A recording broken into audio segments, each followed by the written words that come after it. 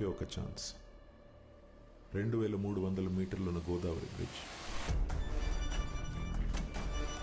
ఇంత సెక్యూరిటీ దాటి 5.5 నిమిషాల్లో 20 టన్నుల సరుకు కొట్టేయాలి. You really think it's possible sir? Load చేయడానికే 5 గంటలు పడుతుంది. 5.5 నిమిషాల్లో వాడు 20 టన్నులు కొట్టేయడమా? It's impossible.